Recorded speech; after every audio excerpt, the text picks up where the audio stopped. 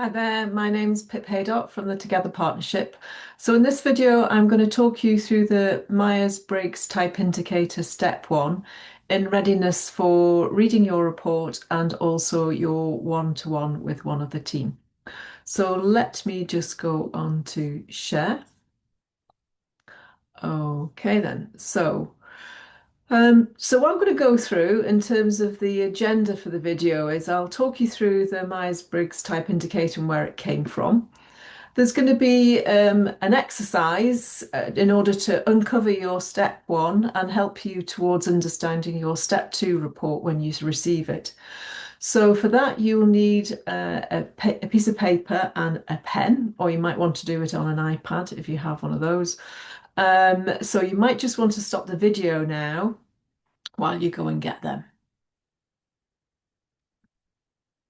I'll also take you through some preparation pointers for your one-to-one briefing session with Ali, myself, or Tom. So the objectives, so why are we doing the MBTI? Why are we using it? Well, it's a really good tool for enhancing your self-awareness, your preferences for how you perceive the world, communicate, and make decisions. It's also great for understanding, well, what about the implications for you when you're at work? And also understanding other people, and particularly where you want to build an effective team. So here's an overview of Myers-Briggs Type Indicators. That's what MBTI stands for, both step one and step two. So it's based upon the Jungian theory of psychology, and then it was developed into an assessment by two people, so Catherine Briggs and Isabel Myers. And the idea of that was that it would be a helpful tool for people like ourselves, where we want to understand a little bit more about our personality and how we operate in the outside world. So the questionnaire, it's an indicator of your preferences. It's not a right and wrong assessment of your skills or your abilities. So why don't we experiment with signatures to understand more about what I mean about preferences? So if you can get a piece of paper, so maybe on the piece of paper that you've already grabbed for later on. So what I want you to do is take your pen, paper, and sign your signature however you would normally do it. Okay, so I'm there. So now what I want you to do is take the pen in the other hand, so whichever hand you didn't use, and I want you to sign your signature.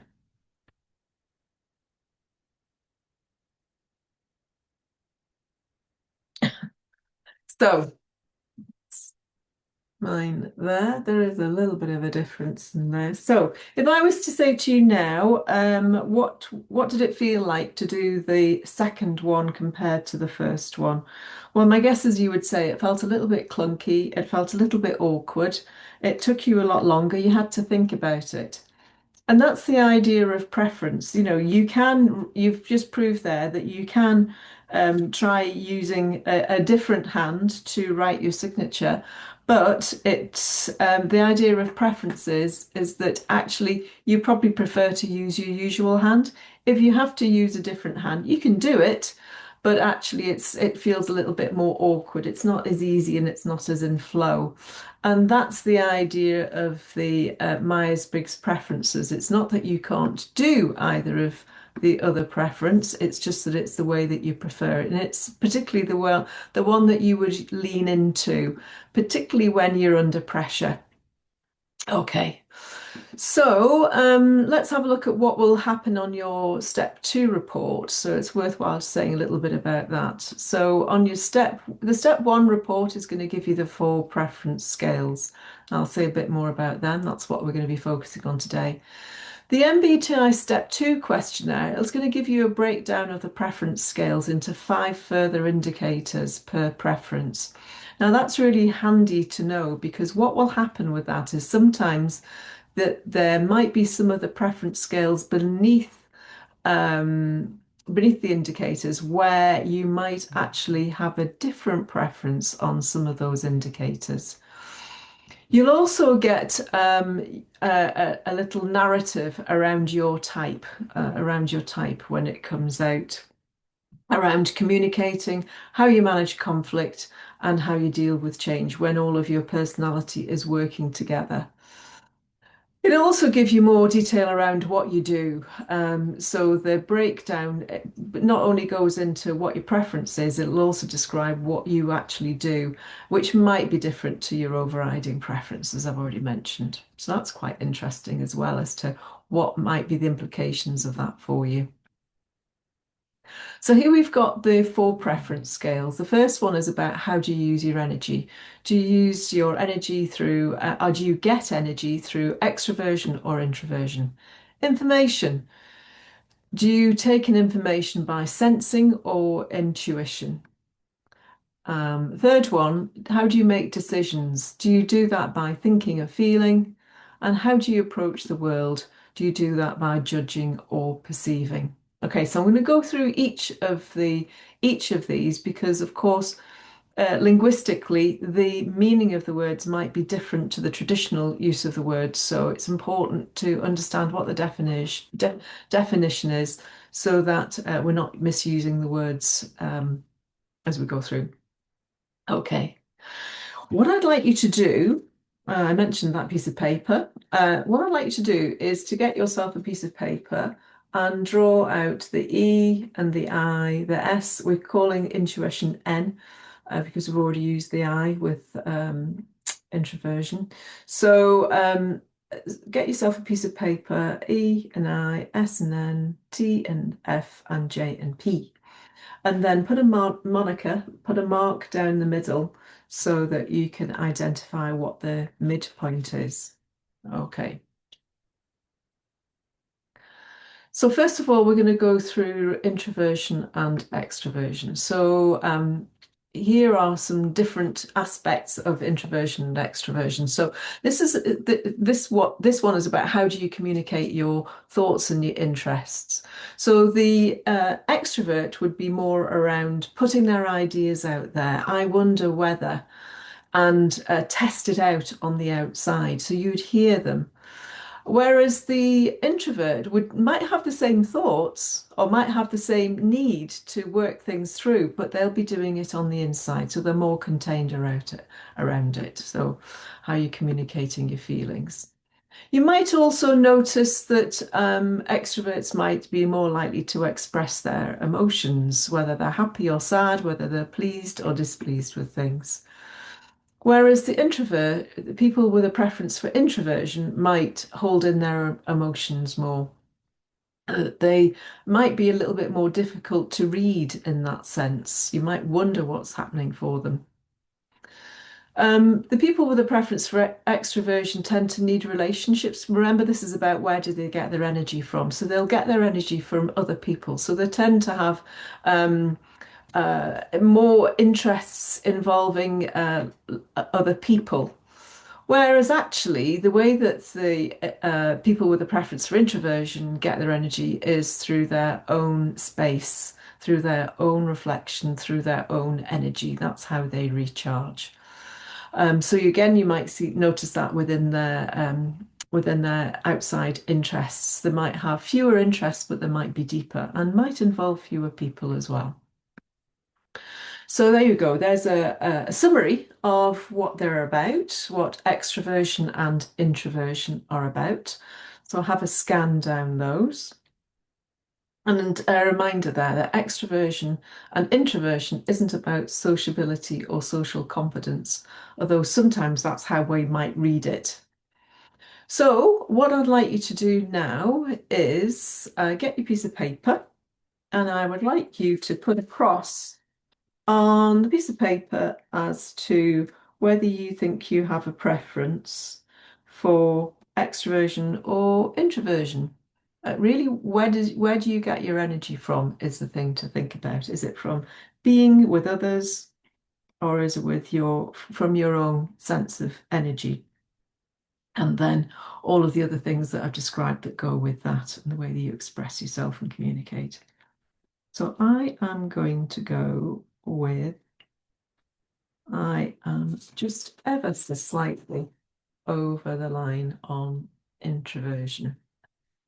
Okay, and of course, when you get your step 2 reports, you'll get some uh, other 5 indicators of each, and you'll be able to see whether or not you're working in preference or out of preference.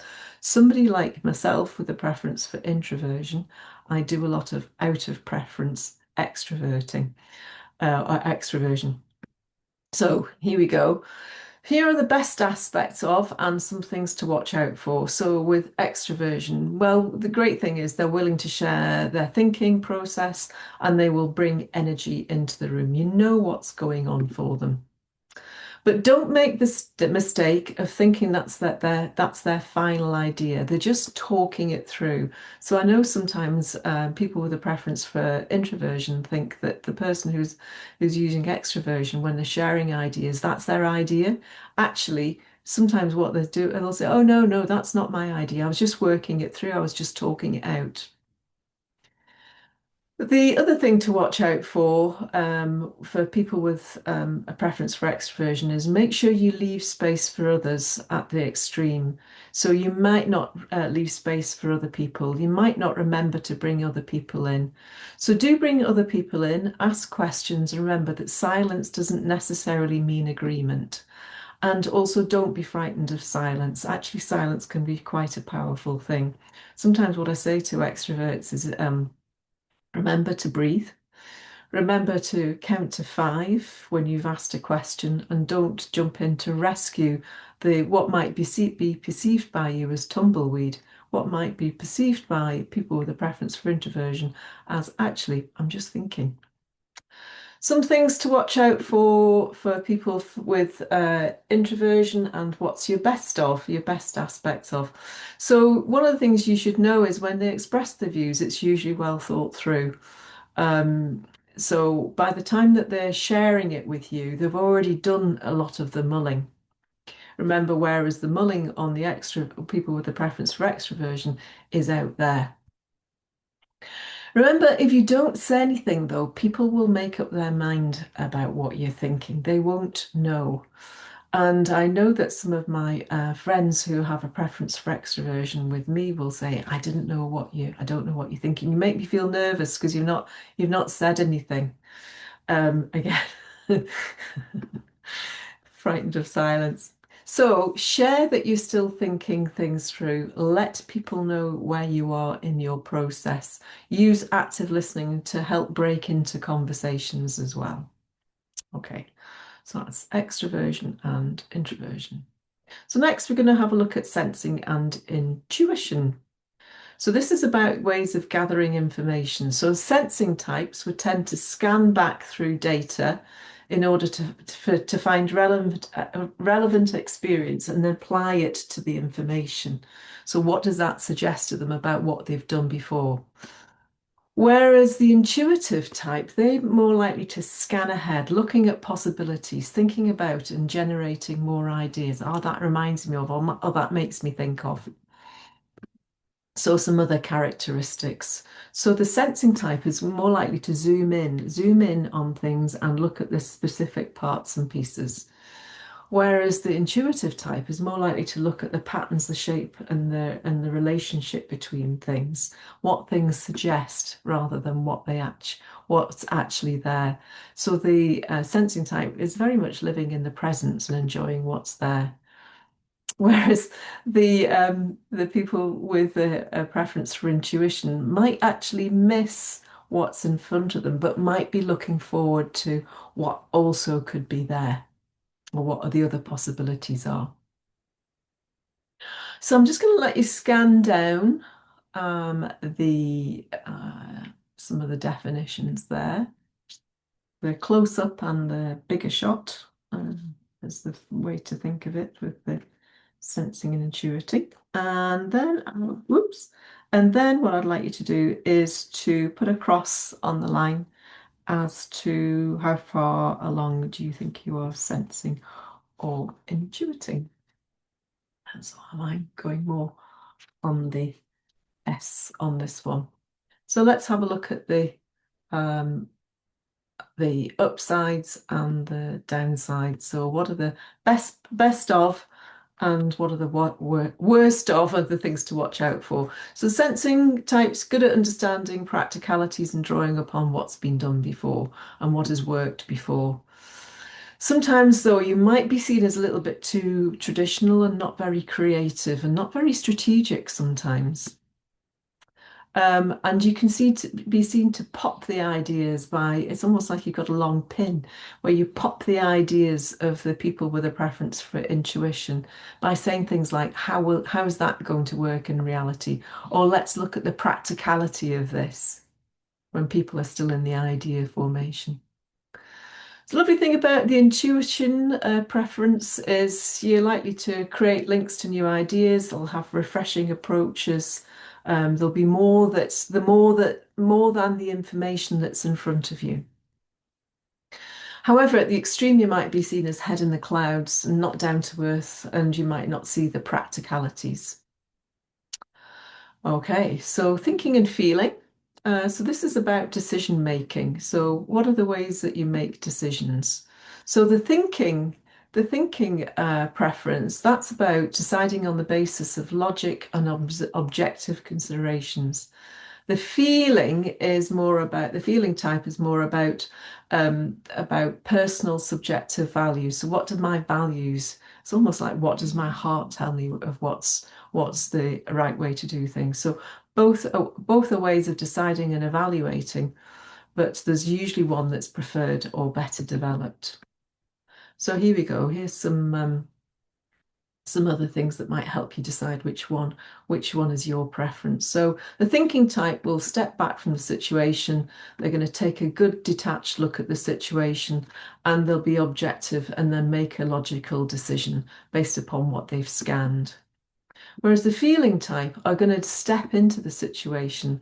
They're going to assess how would I feel if I was in that situation and then make a personalized subjective decision.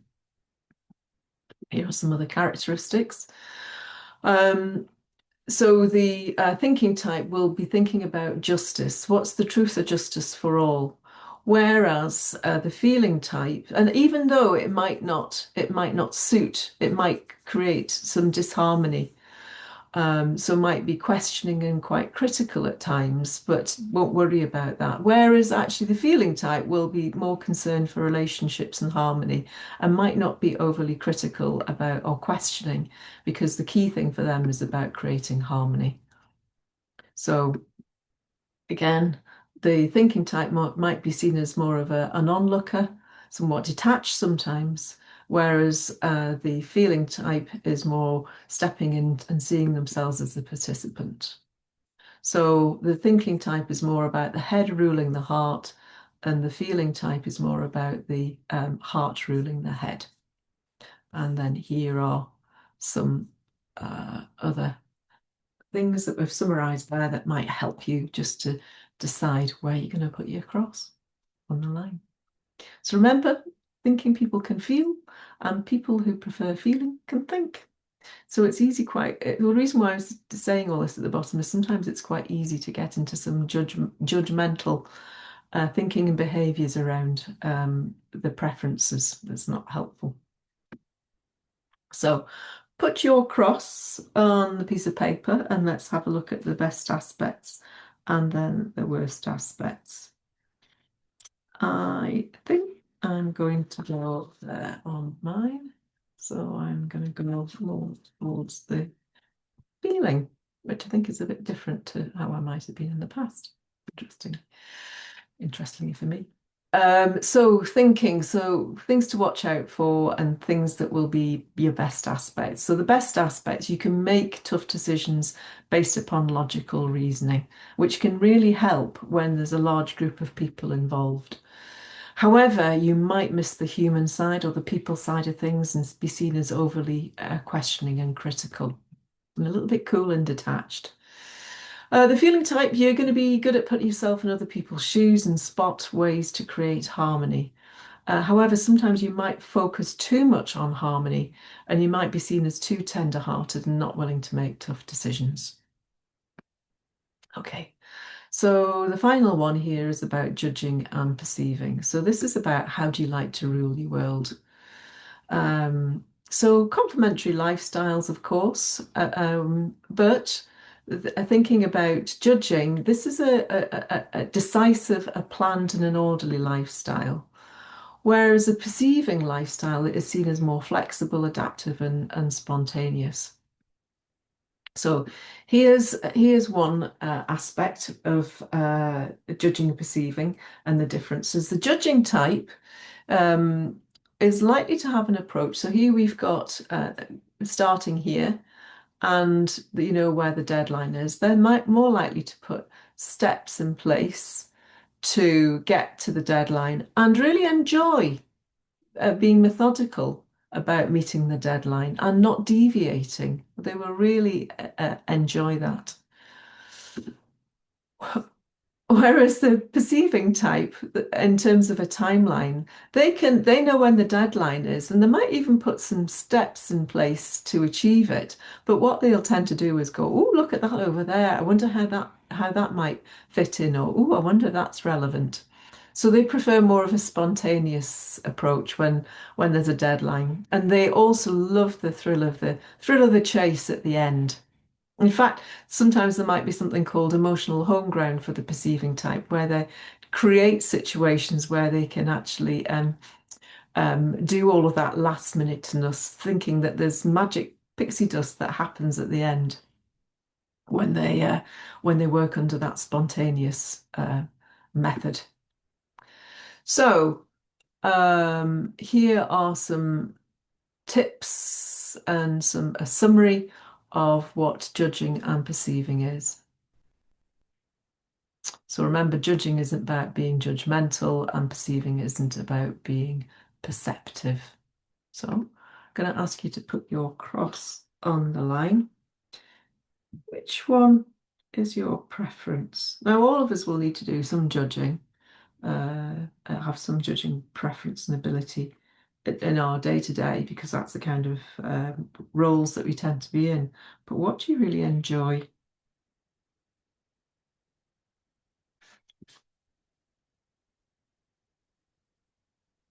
So I enjoy more of the perceiving. Um, so here's the best of and watch out fors. So you're the scheduler, the planner, if you've got the judging preference.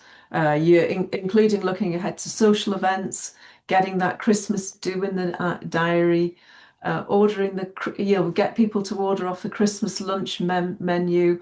You'll probably think about, oh, I better start baking the cake for birthdays or for big events that are coming up. Oh, you already have. So you've probably already been thinking about these things, in terms of when you go on holiday, you probably plan where you're going to go, which restaurants you want to go to. You've probably already worked out what clothes you're going to wear, might pack early. So you're the scheduler. However, you might not be open to changing when unexpected things happen on the schedule, and you can find changes irritating, and at the extreme, the perceiving preference types irresponsible. So you can get really irritated. Perceiving type, you're likely to enjoy and also expect handling last minute changes. So you expect it, you enjoy it, and you'll actually see that as something which might even give you a little bit of a rush. However, you might leave things so open that you don't reach the objective, so you need to watch out for that. And where there are other people involved, your last minuteness can feel inconsiderate and irresponsible. Okay, so on your piece of paper, you'll have your crosses, and what you will end up with is something that will probably look a little bit like that. So in this case, I have come out as introversion. This is the previous one I've done. I think it's slightly changed. Introversion, sensing, feeling, and perceiving. So ISFP. And you'll see this in the first part of your report, your step two report. It will talk about what's your overall step one preference, and then the rest of your report is based upon that. So my colleague Tom did this, and he came out as this. So it's possible that the people who are nearest and dearest and closest to you, so my colleague Tom, who also happens to be my husband, they can be quite different. So, and we've been together for 22 years. So this kind of does prove that you can be very different types, but you can still work out how you get on together. And in terms of the language and understanding type, you can sometimes just start spotting and catching yourself as to when you might be in the extreme, or sometimes it's called the grip of your type. And that's quite a good thing to be aware of. There are lots of different things that you can find if you just Google MBTI 16 types. You will come up with lots of different descriptions. This is one from the official site. So I come out as the versatile supporter. Tom comes out as the imaginative motivator, and there are different words around the edges there. I'll send you these slides so you can see them more detail. So there are different words around the side which will capture the essence of this type. So there are 16 different types that you could come out as. And of course, as is the way, there are people who've been playing with MBTI, and you can find out your Harry Potter type, your Star Wars type, or your Game of Thrones type. So that's quite good fun. I think I come out as Hagrid on the Harry Potter type, and then Bal Olga. I don't know my Star Wars well enough to know who that is, and I also come out as, I think this one's in a slightly different order, so just be careful. So ISFP, Mira Reed. Interesting. So that's you as your Harry Potter, Star Wars, and Game of Thrones type. So in terms of your debrief with myself, Ali, or Tom, what we would like you to do is have a look through your report, through your step 2 report, and start spotting what are the highlights for you, or what are the questions that you might have. Are there some implications for you? So do you have a sweet spot? So somewhere where you might feel like you're really in the flow. And what do you think your watch out fors might be? And particularly against different types as well. So what might be the different things that you need to be aware of, particularly around how you communicate, particularly in the roles that you're going to be in? And what about your hopes and your best expectations for the team session we're going to have? And are there any concerns that you want to share? So yeah, enjoy looking at your report. I'll send it to you after this video, and make sure you plan in your one-to-one with one of the team, and look forward to seeing you on the team event. Thanks a lot.